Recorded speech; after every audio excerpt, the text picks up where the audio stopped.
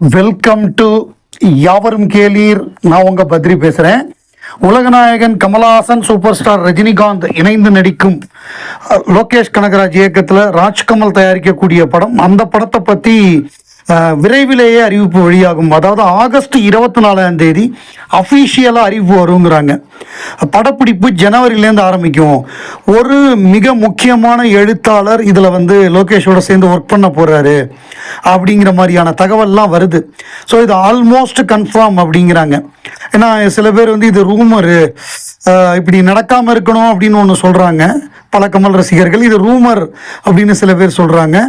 சில பேர் என்ன சொல்கிறாங்கன்னா, கூலி படத்துடைய அந்த நெகட்டிவிட்டியை அமுக்கிறதுக்காக பரப்பப்பட்ட ஒரு விஷயம் அப்படின்னு சொல்கிறாங்க.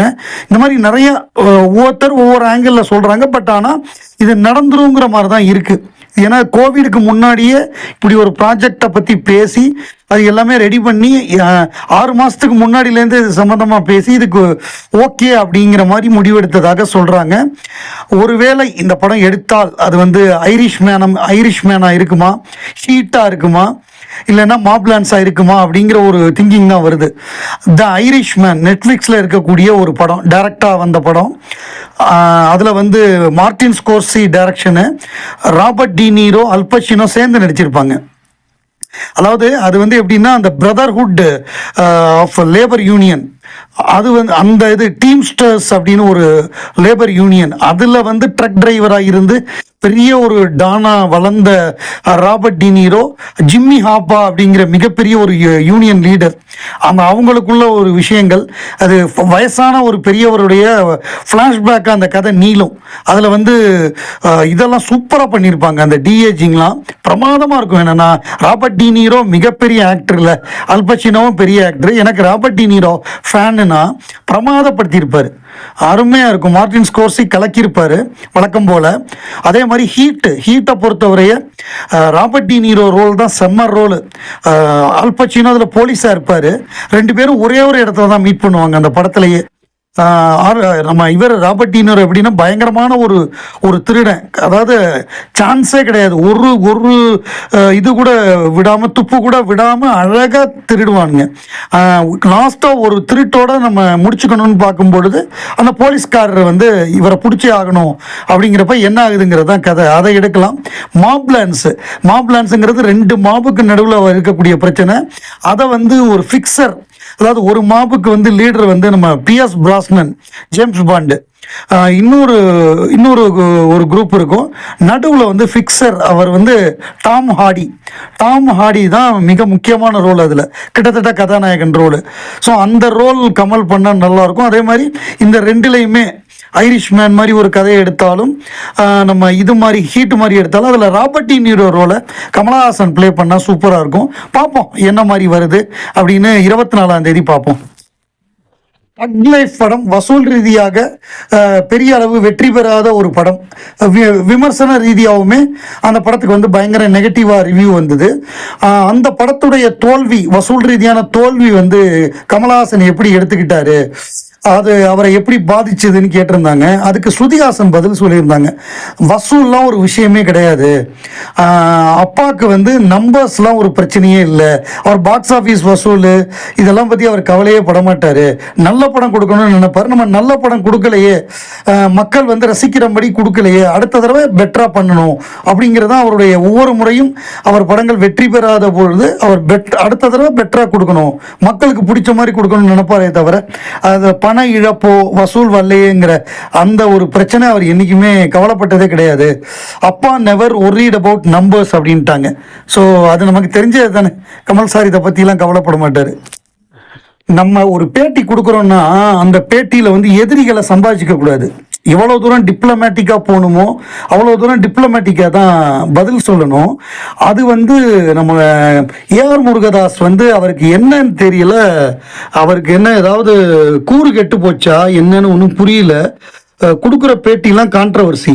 அதாவது நீ கஜினி ஹிட்டு கொடுத்தியே, ஏன் சிக்கந்தர் ஃப்ளாப் கொடுத்தேன்னு கேட்டால் சல்மான் கான் வந்து ஷூட்டிங்க்கு வரமாட்டார், நைட்டு தான் வருவார், அவரை வச்சு வெளியிலலாம் எடுக்க முடியாது, நான் பகல் நேர ஷூட்டிங்கே நைட்டு தான் எடுத்தேங்கிற மாதிரி அந்த மாதிரி ஒரு பதில் சொல்கிறாரு. அதில் ஒரு கான்ட்ரவர்சி. அதை வந்து ஹிந்தி காரங்கெல்லாம் அடிக்கிறாங்க, இவர் எப்படி இப்படி சொல்லலாம்னு சொல்லி ஹிந்தி மீடியாக்காரங்க அதை எடுத்து போட்டு அதை கிரிட்டிசைஸ் பண்ணுறாங்க. இன்னொரு ஒரு கேள்வி கேட்டிருக்காங்க, அதாவது கூலி வந்து மிக்சட் ரெஸ்பான்ஸாக இருக்கே, இது வந்து இந்த மாதிரி படங்கள் எடுக்கிறது கஷ்டமா பெரிய நடிகர்களை வச்சுன்னு கேட்குறாங்க. அதுக்கு ஏஆர் முருகதாஸ் என்ன பதில் சொல்லியிருக்காருன்னா, ஆடியன்ஸ் வந்து என்ன எதிர்பார்க்குறாங்கன்னா மாசா, அது வந்து எலிவேஷன், அந்த ஹீரோவோட எலிவேஷன் வந்து புது ஸ்டைலில் இருக்கணும், நீங்கள் வந்து உலகநாயகன் கமலஹாசனை வச்சு புதுசாக ட்ரை பண்ணலாம், யூனிக்கான ஐடியாஸ் ட்ரை பண்ணலாம், பட் ஆனால் ரஜினிகாந்தை வச்சு நீங்கள் எதுவுமே எக்ஸ்பெரிமெண்ட் பண்ண முடியாது, அவங்க திருப்பி திருப்பி ஒரே மாதிரி படத்தை தான் எதிர்பார்ப்பாங்க, அவருக்கு வந்து ஒரு எடுத்தோடனே ஒரு ஓப்பனிங் சாங்கு கொடுக்கணும், அவருக்கு ஒரு பஞ்ச் டயலாக் கொடுக்கணும், இதே மாதிரி தான் படங்கள் தான் பண்ண முடியுமே தவிர நீங்கள் வித்தியாசமாக பண்ண முடியும். இதே கமல் சாராக இருந்தால் கமல் சார் ரசிகர்கள் வித்தியாசமான ஒரு ஒரு மாறுபட்ட யோசனைகளை ஏற்றுப்பாங்க அப்படின்னு சொல்கிறாரு. ஸோ இது வந்து உண்மைதான். ஏன்னா நம்ம வந்து ஒரே வருஷத்தில் வெவ்வேறு விதமான படங்களை நம்ம ரசிச்சிருக்கோம். ஒரே வருஷம் தான் சலங்கை ஒளியும் நம்ம ரசிப்போம், சட்டத்தையும் ரசிப்போம், சவாலையும் ரசிப்போம். இந்த பக்கம் பார்த்தா மூன்றாம் பிறையும் ரசிப்போம், அந்த பக்கம் சகலகலா வல்லவனையும் ரசிப்போம். நம்ம தெனாலி ஒரு பக்கம் வரும், அந்த பக்கம் பார்த்தா இன்னொரு சீரியஸான ஒரு படம் வரும், மாறி மாறி வரும் கமல் படங்கள். குணாக்கு அடுத்து சிங்காரவேலன் வரும், நம்ம குணாவையும் ரசிப்போம், சிங்காரவேலனையும் ரசிப்போம். அடுத்து தேவர் மகன் வரும், அதையும் ரசிப்போம். மகாநதி வரும், மகாநதியை ரசிப்போம். கலைஞன் வரும், கலைஞன். இந்த மாதிரி கமல் வந்து எப்படி நம்மளை டியூன் பண்ணிட்டாருன்னா, என்ன வேணாலும் பண்ணுவேன், தயாராக இருங்கடா அப்படின்னு அவர் ரெடி பண்ணிட்டாரு. அதனால தான் அவர் இவ்வளோ வருடங்கள் போர் அடிக்காமல் அவரால் சினிஃபீல்டில் நிற்க முடியுது.